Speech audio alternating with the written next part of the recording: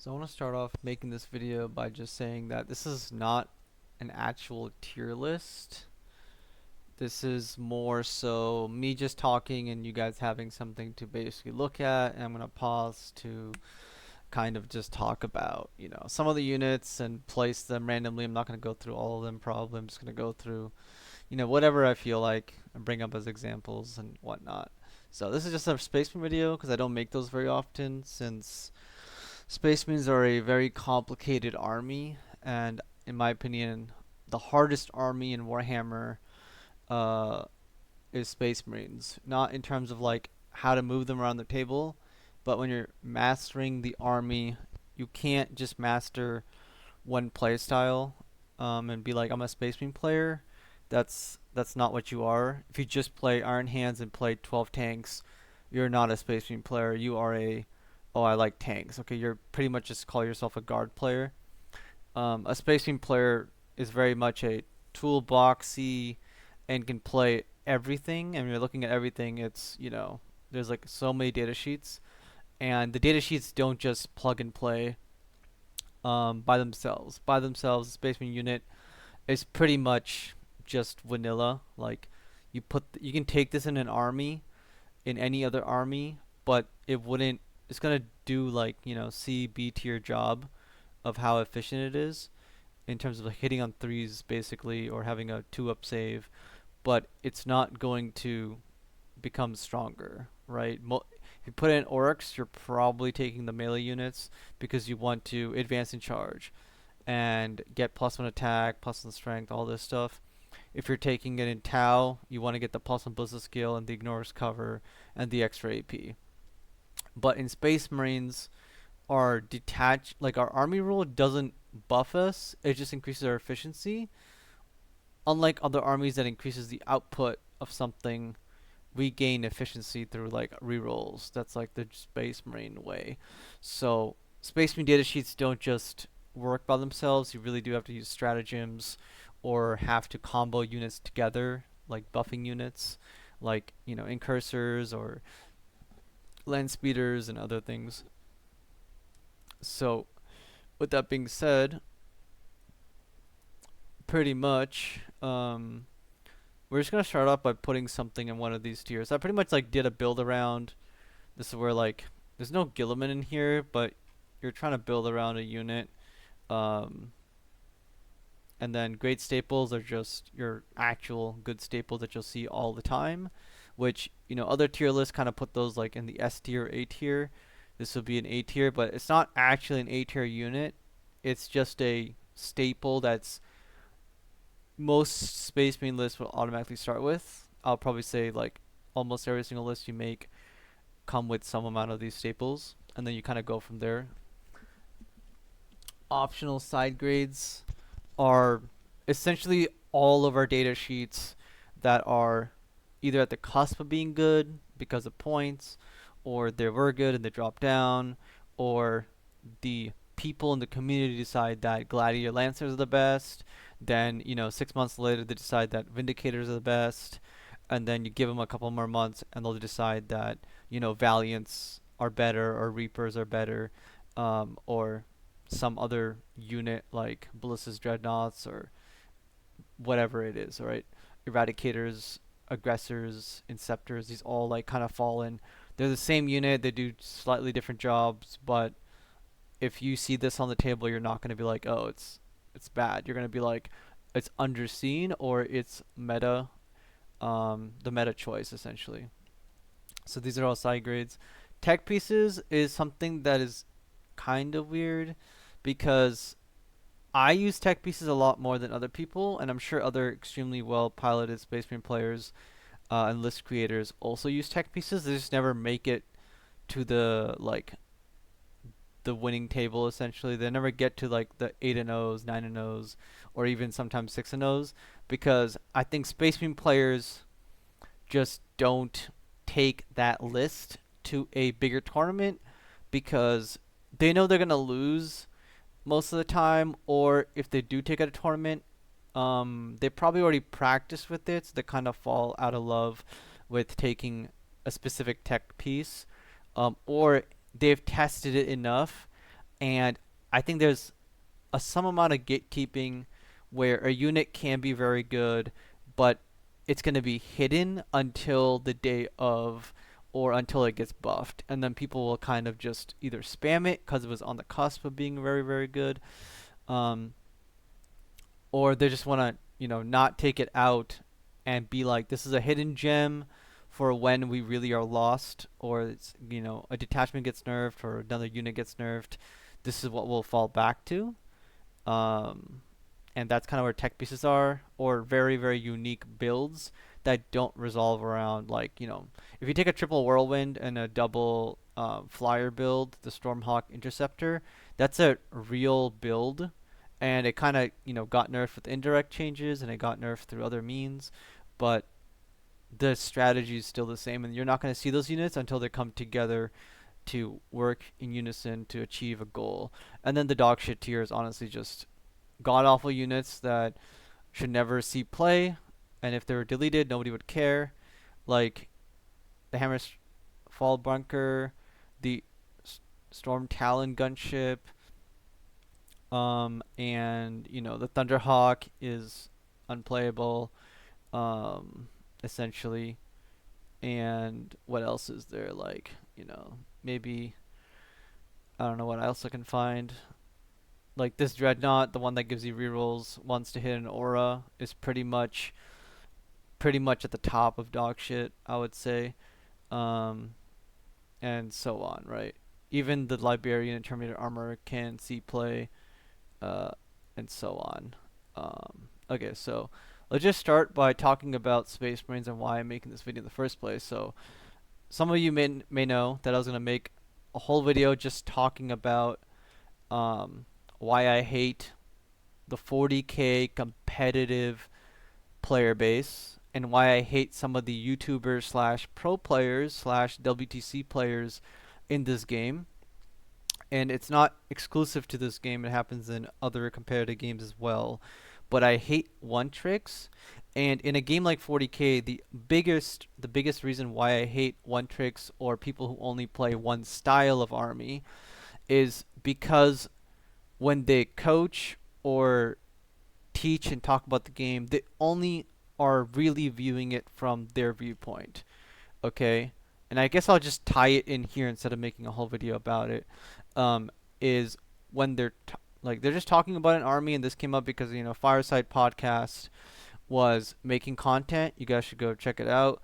And in their recent video, the guard gentleman basically talked about how he talked to Liam WSL, who's a good list writer and thinks about the game very creatively, like me, and his lists are good, and plays a lot of different armies. The issue I had it was he learned the most. He said, his words, that he learned the most. He's learned all of 10th edition by speaking to him and learning about the combat slash fight phase via Liam VSL, right?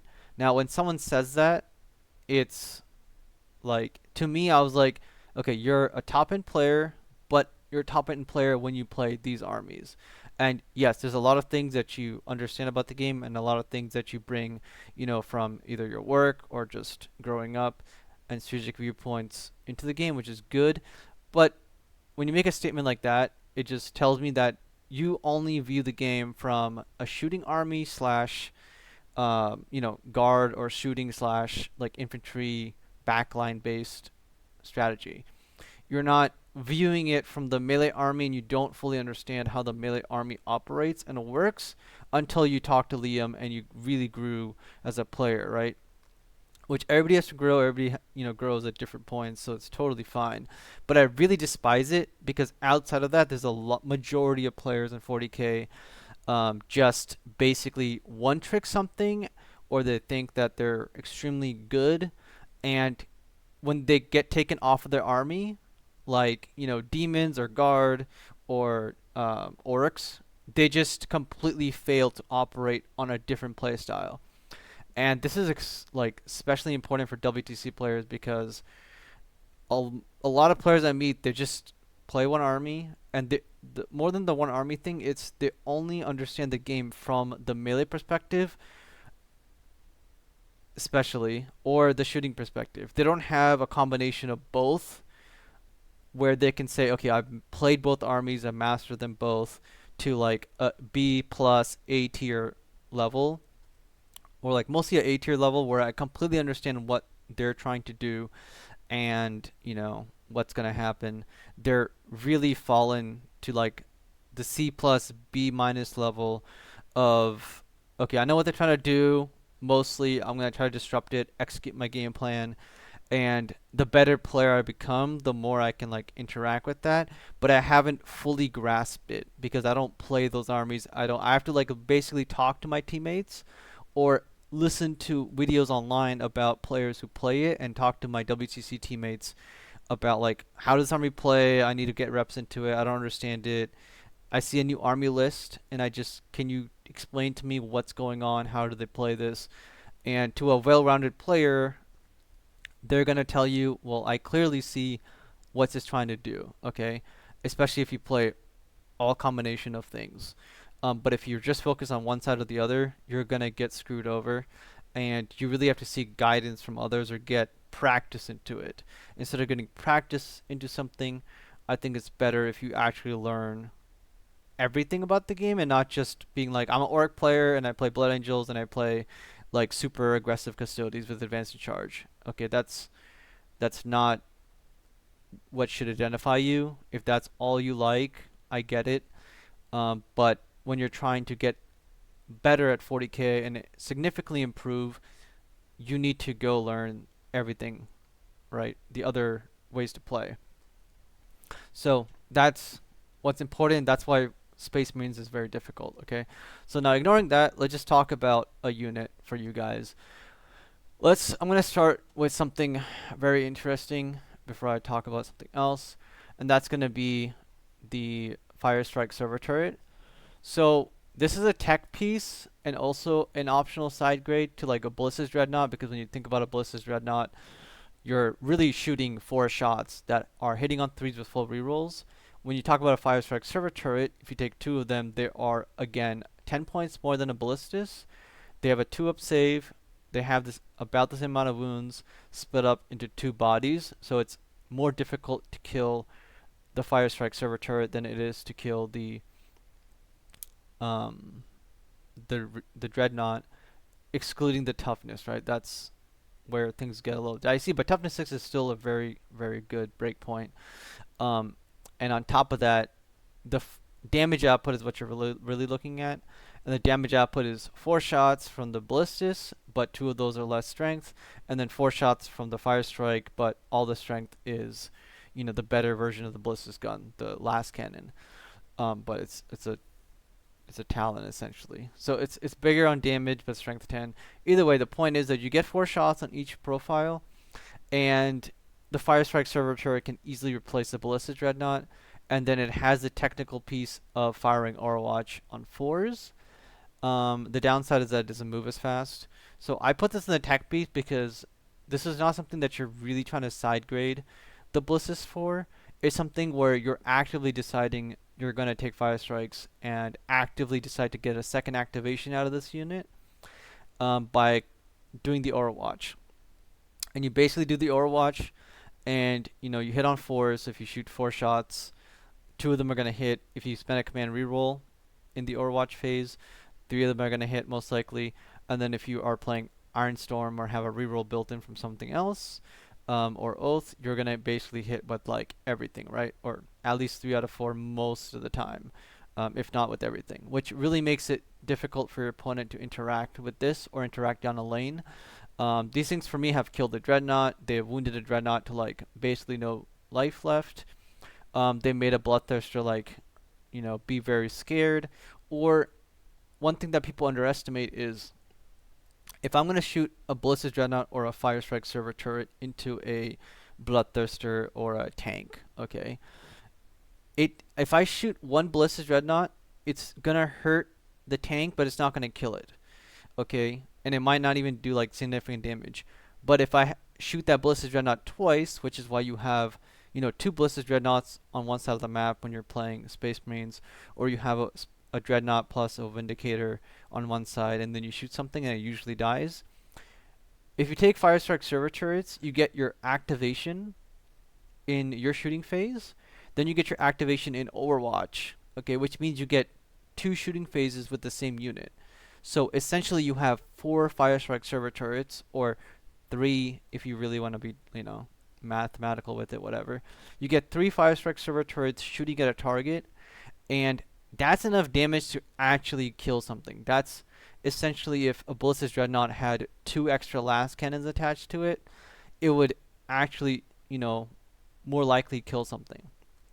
So this is an excellent tech piece, that's only held back by, basically points. There's a lot of build options with this that people have, higher level people have tried. Innes Wilson, me, even though I'm not known. And I'm sure there's a few other Space Marine people. Thomas Bird has played with some Fire Strikes in his list, even if taking just one for 75 points. And they do have two different weapon profiles. So it's a very interesting piece, especially if you play Iron Storm or have access to some random rerolls. Okay, so great tech piece. Excluding that, so let's go back to why I'm making this video, right? So a lot of Space Marine lists have started to pop up, probably because there's been quite a bit of changes, and because the Gladius list and the Stormlance list got nerfed on the Vindicators, and got nerfed again on Gilliman and Calgar command points, which was just a net list, copied, and a lot of the Space Marine player base just copies. That's Warhammer in a nutshell. But specifically talking about Space Marines, Space Marine players should not be copying net lists. And currently, this happens often when there's a change, but currently, again, a lot of different Space Marine lists have popped up, whether because a lot of the pro players are getting ready for WTC, so they're not going to events, or a lot of the pro players are like, taking a break from all the events that happened or traveling to the big events. So a lot of the smaller events like GTs have been won by the pro players or the very good players that you don't really hear about. And even some players that are like, they can't be consistent enough, but they enjoy list creating and they think about the game in a smart way, and they go to an event and they actually do extremely well.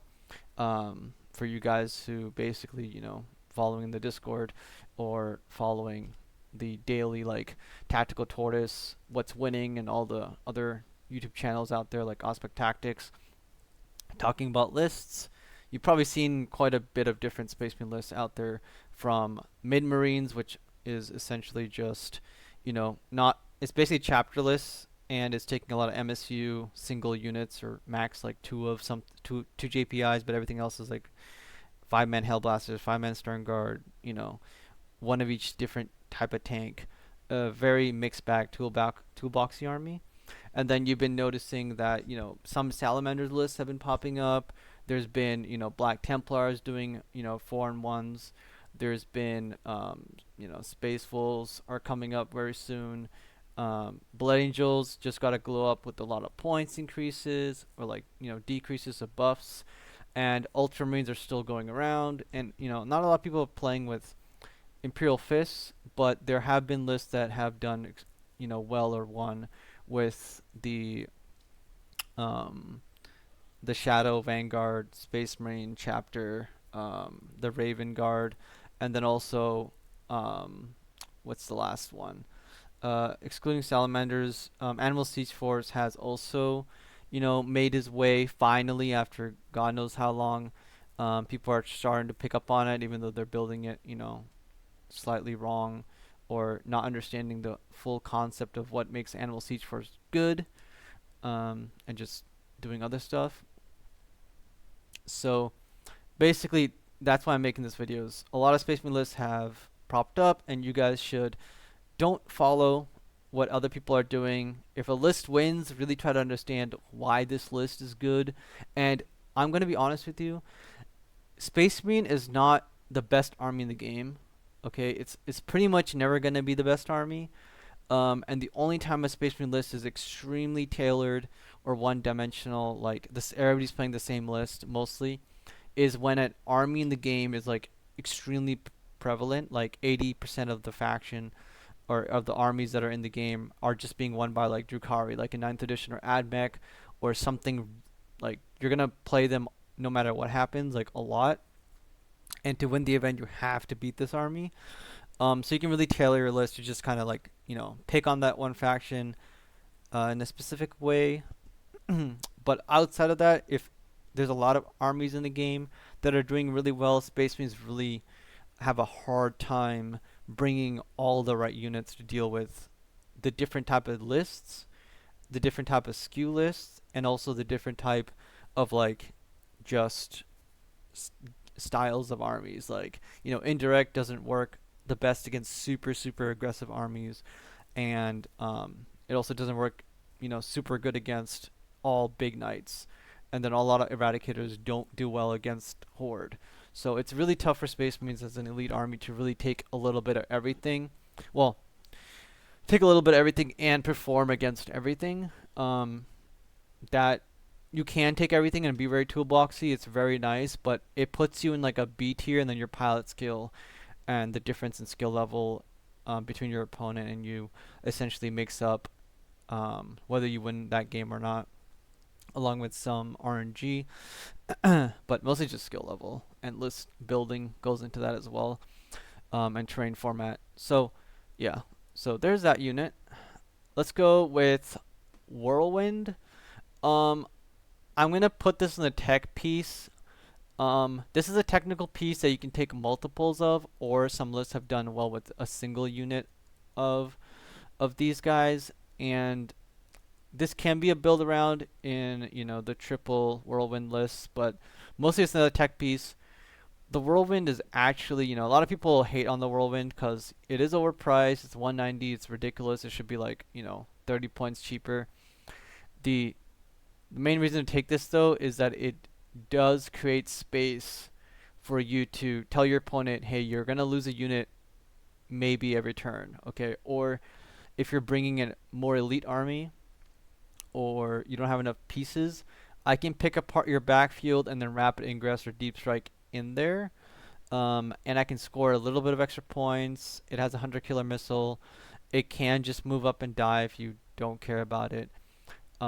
So it's kind of just a overpriced good indirect piece. And the battle shock test can, rarely matter, but who knows? It might be really useful into like a specific army when you need it. Um, Overall, it's pretty solid, and it's something that you should experiment with. It's not the best unit, because taking a one of these is often not good, but there are a decent amount of builds out there where the whirlwind becomes like a lot better. Um, let's talk about something else. Aggressors. Okay, this is something that people have forgotten about. And I'm gonna be honest, when ACDC and all these things were running around like Black Templars, it was like me and one of the Death and Glory guys. I forget his name, but he's like a young guy on there. He plays Space Marines, and he took a list to a major going like 7-2, I think.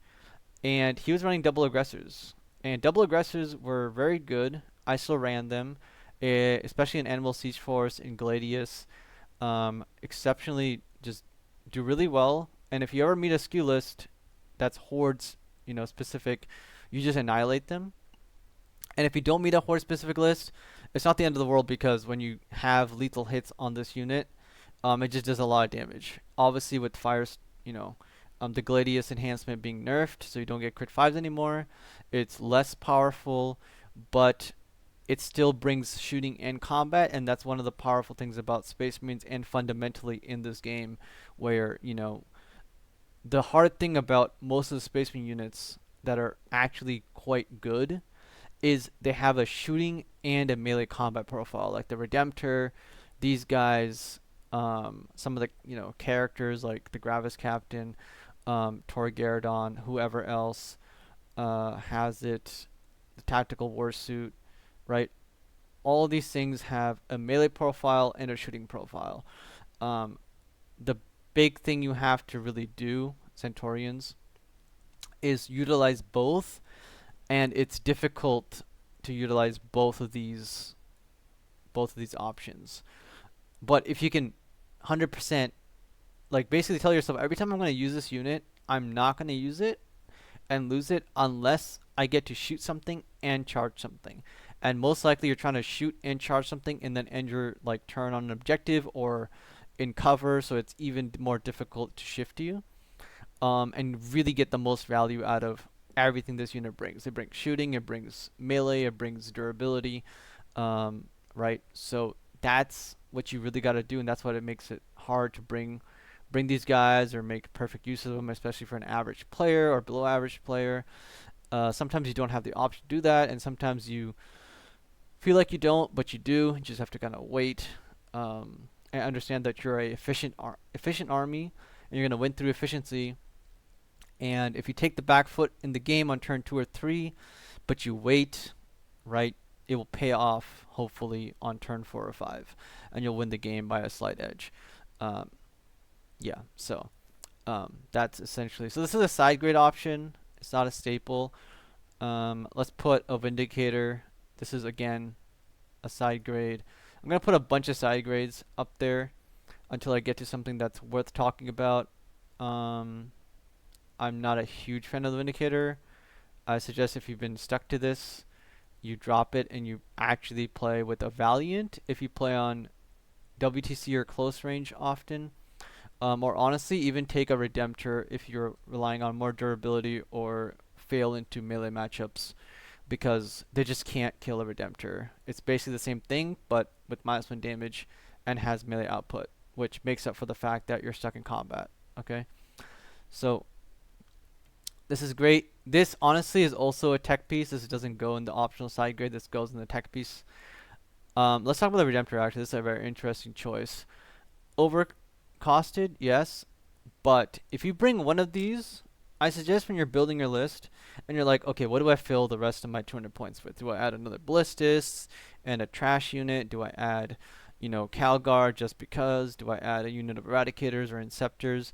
Well, just take a unit of take a Redemptor Dreadnought. Especially, I know a lot of you guys struggle against melee, and that a lot of people play melee armies. Take a Redemptor. It helps you against the elite melee armies. It helps you not die on objectives, and it's a fun, good unit, okay? And you're not going to lose the game playing Space Marines because let's say the Redemptor costed like 100 and, I'm going to be extremely generous here, it costed 50 points less, so 160 points. If the Redemptor Dreadnought costed 160 points, right, so pretend it costs 160 and you're playing with 2,050 points, okay?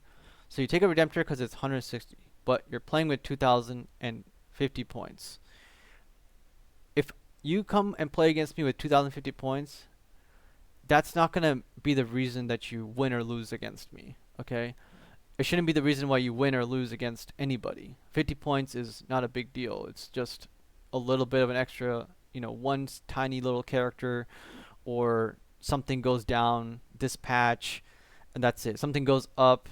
It's the same list we played in the previous balanced data slate, but now it went up 50 points, so you have to take out a scout unit or something, or enhancement or two, right? It's the same list. You can deal with it the same way. So Redemptor Dreadnought, very, very solid. Black Templars, also good. Dark Angels, exceptional in some detachments. I think it's just overcosted, but it does its job. You have to be very careful with it though, because it's a tech piece, and people think that it's like a build around, or it's a side grade, or it's a great staple. It is not one of those. You do not take 3 of these. If you take 3 of these, you're automatically trying to build around it, which means you're taking, 3 overcosted units, which is 150 points that you're losing in the army. And when you take 3 of something, go watch my rule of 2 video. It really hampers this type of game that you want to play. And it also skews into a one-dimensional playstyle, which means you're either gonna, destroy a combat army or an army that relies on 2 damage and like low AP, or you're gonna do, like really, really poorly into an army that brings, like hammerheads and rail guns and, the Eldari tanks that are like AP6 damage D6 plus 6. You're just gonna lose automatically because they'll just kill it in 2 seconds. So, exceptional tech piece, just like these. Try them out. Um, yeah. So let's talk about some detachments while we're waiting here. Gladius Task Force. Okay. Gladius Task Force is a very good detachment. The problem with anything that relies on being extremely flexible and cute and having all of these like flexibility, stratagems and enhancements is that at some point all of the options that you have are just um, flexible choices. I'm forgetting the word right now, but yeah, bear with me basically on that. It's just gonna stop working. Okay, eventually brute force wins against technique. If you have enough of it, you don't have enough. The technique you can only rely on so much. If somebody is just going to crush you, they're gonna crush you. Your technique will not help against a robot grappling you. Okay, the thing is going to absolutely break all your bones. So you really have to now consider, is Gladius bringing enough to the table? Okay, and that depends build to build. So you have to ask, is this build, what am I trying to do with it? Am I doing damage? Gladius does not offer as much damage as it used to because its main reason why it would always be higher favored than every other detachment was because it had the crit 5 enhancement. With that being only sustained 6s now, it's still good, especially if you take on a lieutenant with like Hellblasters or Eradicators or Aggressors, or Sternguard. The main issue is that it's getting to the point now where if you look at every other detachment, Stormlance has utility, has a react move, has a auto advance, has advance in charge, has advance in shoot, right? It has like half of the Gladius part to it, if not like 4 out of 6. And then you go to Vanguard, has a reactive move, has up and down for utility, has -1 to hit for defensive purposes. Um, it again has utility, and then it also has stealth, right? That's the -1 to hit. It has sticky objectives and mortals on an objective, which is again good. Um, Anvil Siege Force has the fallback. It has double the OC. It has again the crit 5s for 1 CP, which is very very strong. Actually has damage output. It's the only detachment that has like significant damage output increase, besides the Iron Hands one, but this Animal Siege Force makes it work on anything in the army, while Iron Hands, the Iron Storm detachment only works on vehicles, and it's like overpriced, right? And again, it's a very linear build, unfortunately, which, yeah.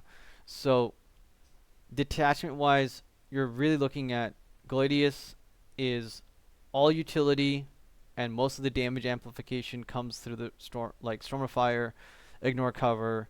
It's like a 20% increase, not a 50% increase, right? So like a 15 to 20% increase, not a 20 to 25% increase. So you really, really are relying on the utility, and that gives you build options, which is great, but at some point, just not going to work anymore. I think now you just take Stormlance and other things because they offer the same utility. You can build differently, but they also offer some sort of power, and the utility doesn't come at D6. There's not a lot of loopholes you have to go through to make your reactive move actually work appropriately. Same thing in Vanguard. It's just pay a CP, you get flat 6. In Gladius, you really have to be in the right doctrine, right? Or pay a CP to put yourself in the right doctrine, and then you get it. So it's not active all the time. You really have to sink in some amount of resources to get it, while in the other detachments, you automatically get it. You just have to play better instead of using resources, and that's the big part about it.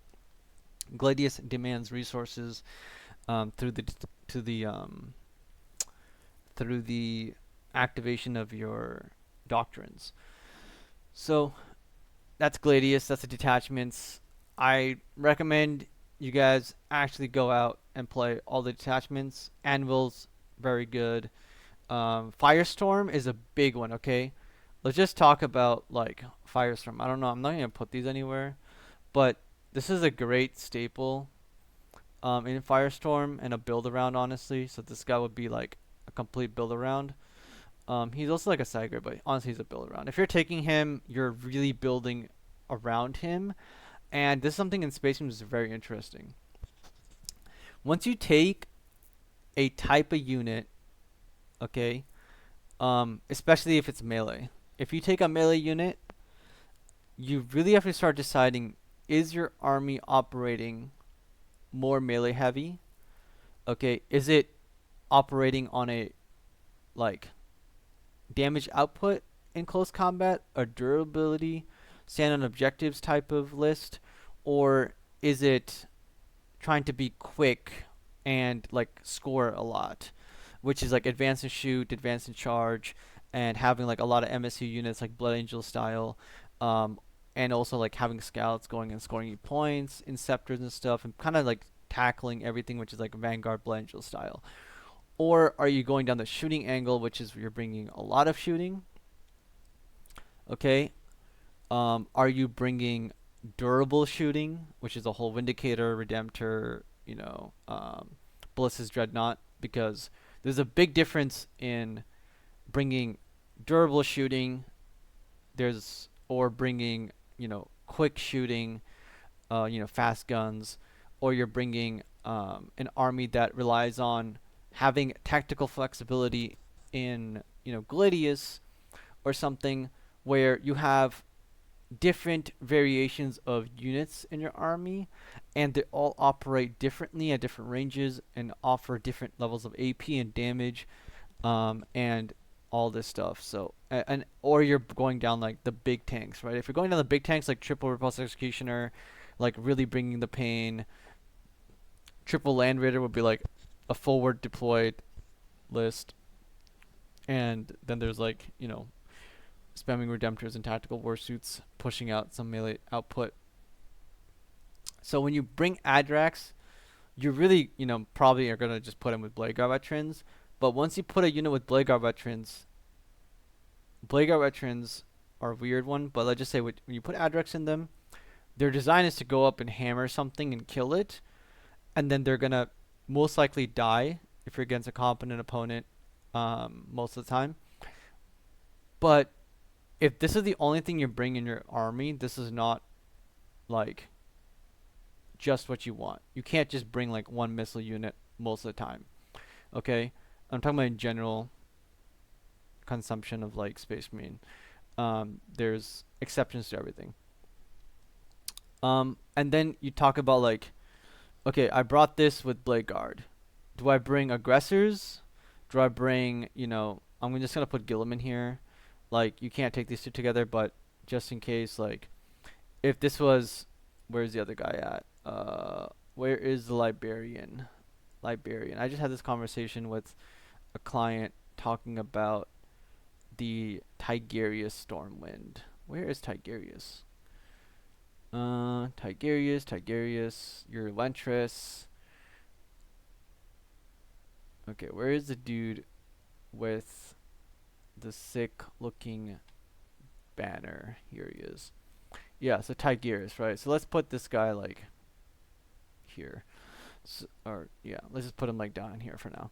So these two guys, right? If you bring Gilliman, you don't have to bring other melee units. But it's same thing with Tigerius. You don't have to, but once you bring one of these, it really demands that you bring a second melee unit. The reason for that is because these two protect each other.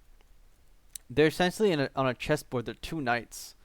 Okay, because as soon as you attack one of the knights, the other knight can capture you by heroic intervention. So these units protect each other. If you only bring one, it's very easy for me to go charge Tigerius and delete the unit. Okay, it's also very easy for me to eat the charge from Tigerius and maybe survive with defensive buffs, or eat the charge, lose my unit, but then focus Tigerius' unit down. It's difficult for me to focus down Tigerius' unit and Gilliman at the same time. It's also difficult for me to charge one of these and not get heroic by the other person if they're working in unison. Okay, so this is where the power of Space Marines, like, again, comes in. Of you really have to think about your list and how it plays on the table, and you can't really just take, oh, I want Tigerius, he's going to be good. You really have to find synergies, right? Going back to what I said, a unit in Space Marines doesn't work alone. you do have to bring extra units to make it work, which is why it's more of a package deal, because it works in unison on the tabletop. Essentially, your storm speeder works with another unit to buff it so it shoots harder. Right? It buffs your army. You don't just bring a storm speeder just for damage, although you 100% can with the 125 variant with all the meltas. That's a different story. Um, but most of the time you're bringing it to work in unison with each other. Okay, and again with the storm speeder, you're bringing it in unison with the fires, the detachment that let them advance and shoot to get with the melta range, or increase your strength in firestorm to deal more damage and so on. So yeah, this is what I want to talk about. These are so Tigerius is not a build around. He's a I'm not gonna put him on the chart, but Gilliman is definitely a build around. So let's talk about Gilliman. If you listen to my other Space Marine like content, you know that I play Gilliman forever. I started with Gilliman, and at the moment, I 100% think you guys should. I've been saying this for like a year now. Well, since the December changes, you need to try playing Space Marine armies without Gilliman, without Calgar, because it gives you like hundreds of points, and you do not rely on command point generation. You have more units, so you don't need to spend as many command points. Um, and that's pretty much the sum of it.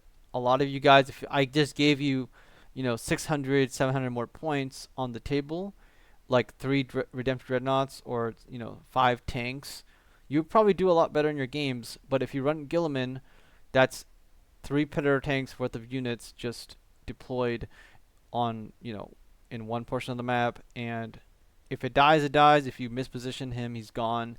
If he goes out and fails to kill something because of invuls, it's gonna suck, which is why he's very good with, again, the aggressor thing of where you can get multiple activations out of him, which is basically Gladius, fight on death, is where he's like mostly the strongest, because of that reason.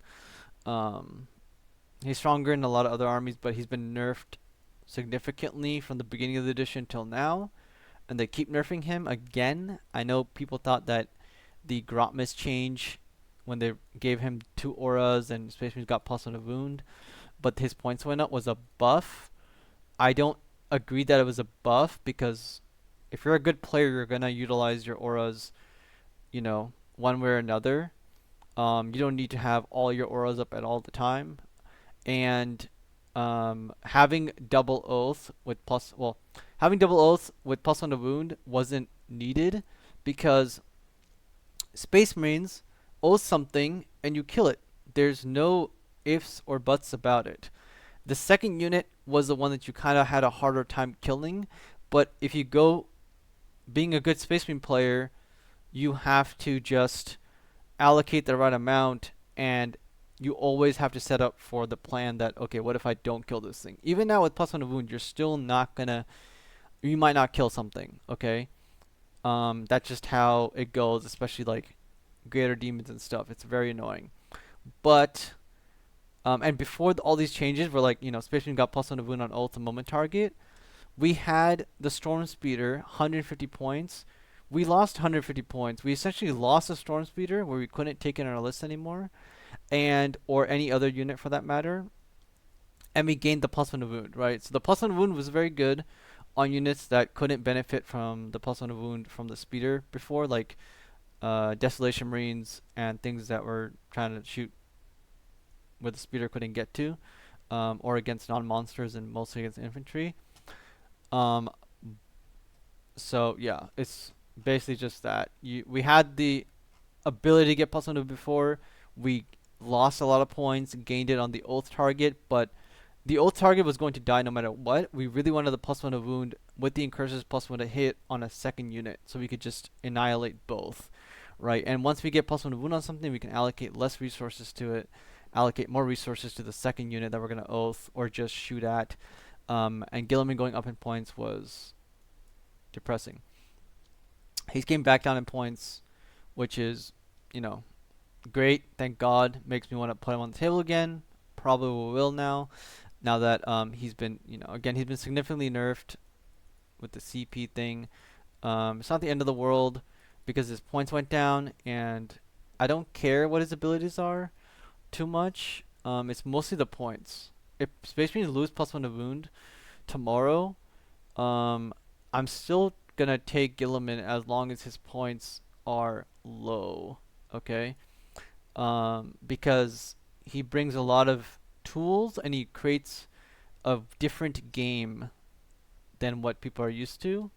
And without Gilliman in your list, you can't play. Like, this guy unlocks a whole new play style, essentially, for your army. Because Space Marines don't have a melee unit, and Gilliman is a melee unit. On top of that, he's hard to kill, and he can come back to life, which creates chance and alternate angles for you to go down and operate on, where your opponent has to make the decision of how to operate around Gilliman coming back to life, or fighting on death, or potentially just surviving through his, 2-up armor contempt, 4-up invulns, so on. And he generates these command points, which makes him better than Calgar in my opinion, so that's just how it is. Okay, enough of Gilliman. I think that's pretty much the whole video. Don't really need to talk about most of these. Let me put the Valiant in side grade. Okay, I'm gonna tell you this one thing about the Gladiator. The Gladiator Lancer is a tech piece. Okay, this is the technical piece of the Gladiator Lancer because it is something you tech for when you want long range shooting. Okay, this thing is not reliable, and it only has 2 actual shots to hurt something, which they're gonna blank one or save one or reroll one, or you're gonna miss. Okay, this thing is basically bad. The better version of this is the Reaper because it actually does its job of killing infantry very reliably. It's essentially, think of this as if the Gladiator Lancer had 2 more shots or a 3rd shot that hit something, okay? Then the Gladiator Lancer would be like actually good. Or it would be good in the sense of what we think it's good for. But right now, because we're missing that 3rd shot, it's basically not good. While the Reaper has enough volume and does the job actually effectively with the Sustain 2. And the Valiant, which is the last one. Yeah, the Valiant is a side grade to these. Okay, so it's either anti-infantry, which also does some amount of damage to bigger stuff with the dev wounds, or the Valiant. And the Valiant is essentially the Gladiator Lancer, but the Valiant actually does what you think the Lancer is going to do when you're shooting at a tank. The only issue is that it's close range. And Meltas are only really, really, really powerful, or actually do what you think a Melta should do, and get through when you're within Melta range. This is the problem that people have because most people play on GW train, and they don't understand how to use reserves and create pockets and all these things, which is like, why you get coaching and you get better. And that's why you don't understand how to use a Valiant. You have to use the Valiant correctly and make 100% effective use of it to get the most. Its ceiling is like up here, okay, in terms of what it should do. While the Gladiator Lancer is right in the middle and its floor is like down here, right? Sometimes it just doesn't do anything, and other times both of the hits go through and you roll like max damage. So you average it out to being here. But when you're talking about a unit doing something, you don't want the average, because we know the average of a Gladiator Lancer is just deal less than half health of something, okay? Which means it doesn't kill it. Our job is to kill the thing that we want to kill, which means you have to bring like 2 Lancers, and even then, if it's doing like just below half their health, 2 of them is gonna do just below, killing the unit. So it's really not worth it, or you're trying to buff it with stratagems to actually make it do its job, which is why it goes in the technical piece. If you want a long range anti-tank unit just to scare your opponent, you bring this because it has its positions to go into lists. Otherwise, you really bring the Valiant, and the Valiant is honestly like a great optional piece. All these 3 are like extremely well positioned. Nothing. Oh, you know what I should talk about? I'm not gonna talk about the speeders. That's a whole different thing, and I can talk about them for a while. I'm gonna talk about the repulsed executioner because you're gonna start seeing these things around, and I've been using them. I'm like one of the people who ran three of them for a while, and before they got nerfed in Black Templars, where you can't take the normal ones. People were running like that one guy was running six a bunch. The main thing about this gun is that it's AP4. So I want you to pretend this is the Lancer that always does its job. Okay? So the Lancer is like, oh, it's 50-50 average. It's the most consistent thing in the game. No, it's not. It's below consistent. Okay? But this thing is what the Lancer should do every single time with the extra AP, the extra strength, and the extra damage it provides.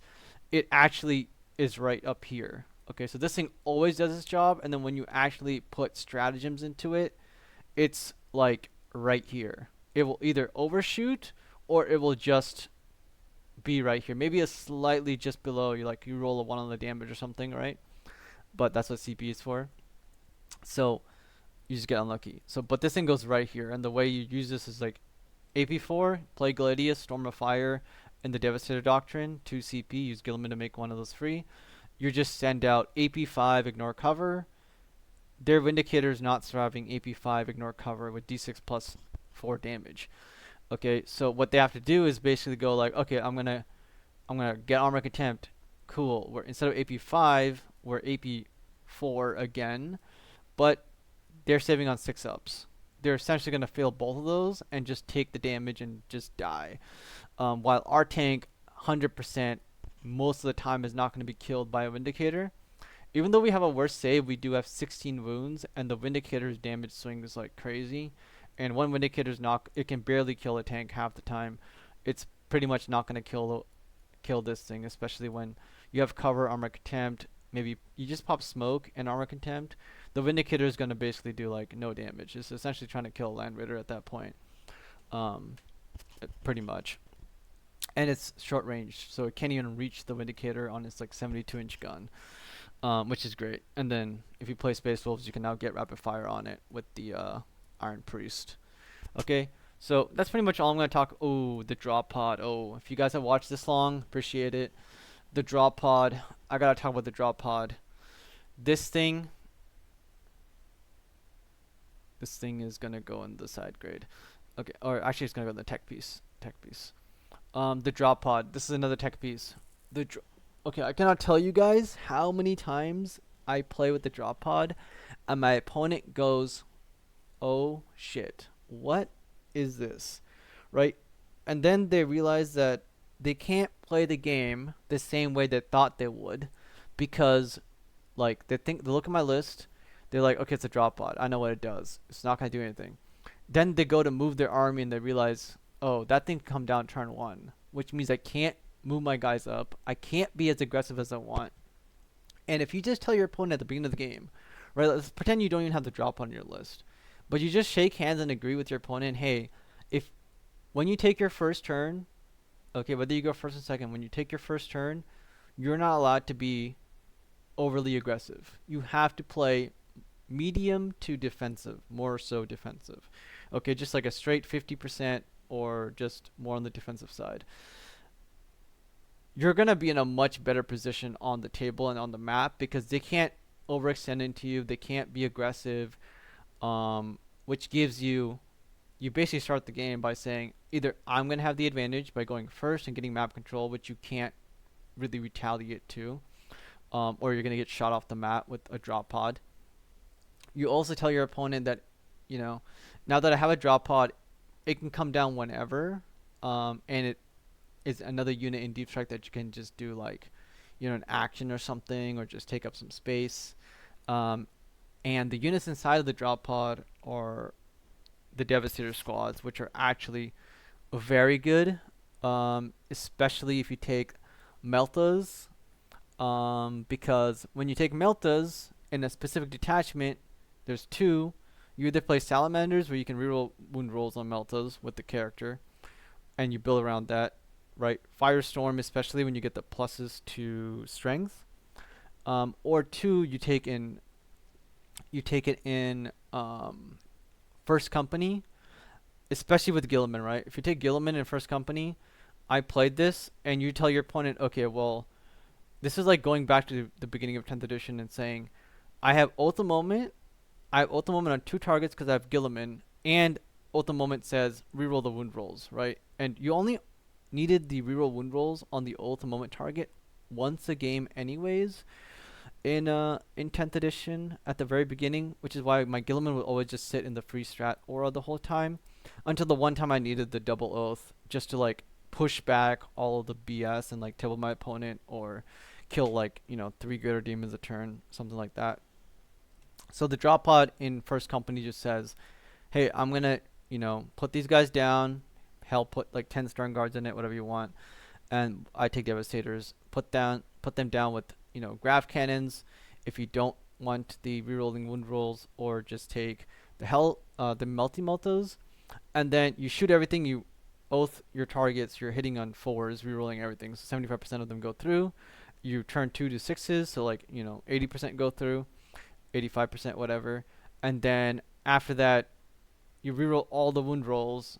Even if you're winning on 5s, you reroll all the wound rolls. It's ultimate moments you're winning on 4s, actually rerolling all the wound roll. That's a 75% chance of wounding. That's AP4. They're gonna take a lot of damage, and if they feel like 4 saves is the scenario you really want, they're gonna take 12 to 18 damage and just evaporate. And then you still have the two leaders. Grav pistols is usually what I take, or a bolter or something.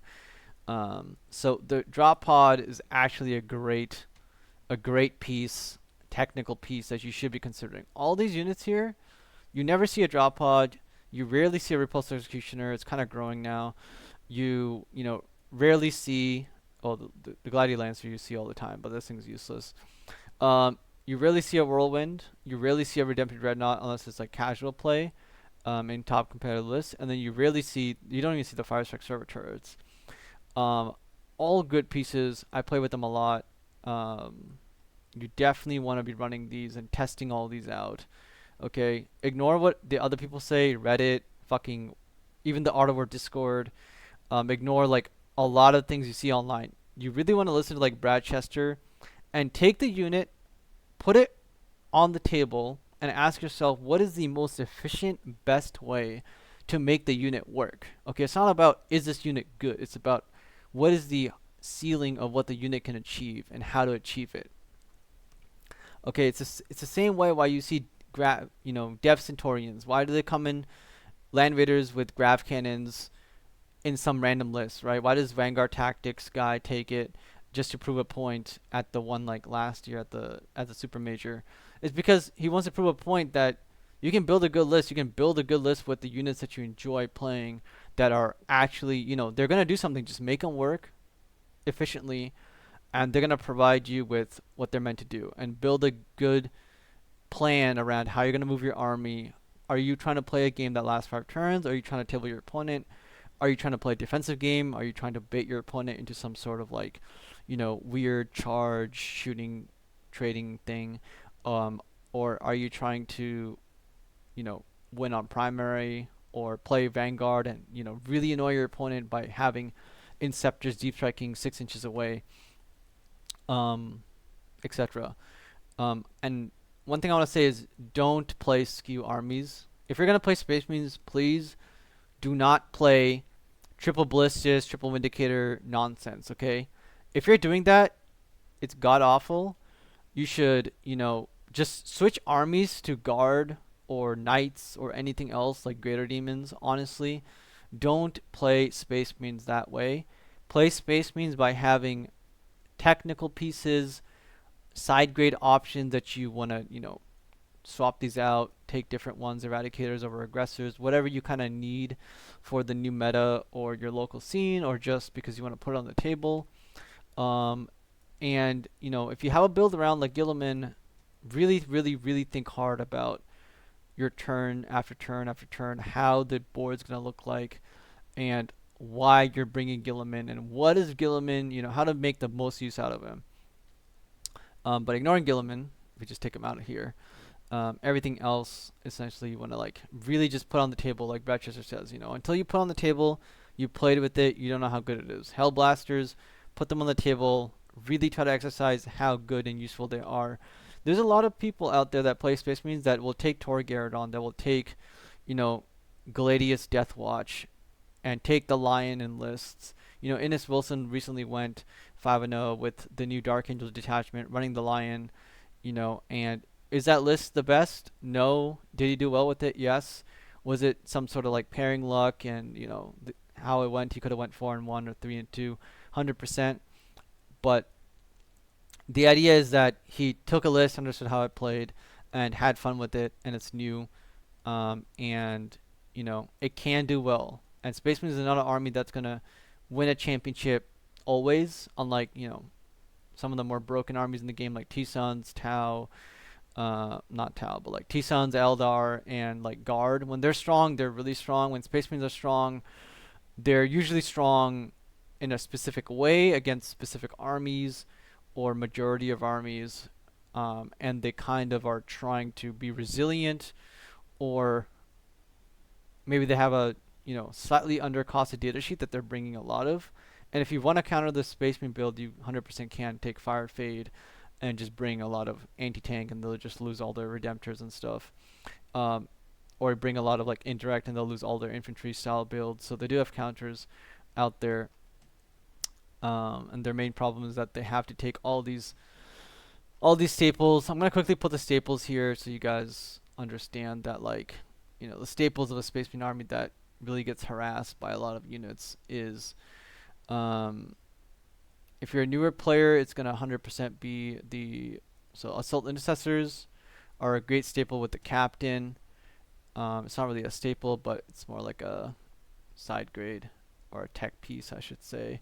So that's a tech piece. I'm trying to find the staples here. Where are the staples? Okay, so JPI, I'm going to put it up here for a second. JPI is a staple. Okay, you always bring one of these in the list because you want speed to deny the first primary or to go score something. The other staple in the list that always goes in are scouts. If I can find scouts real quick. Please. Please. Intercessors are another one.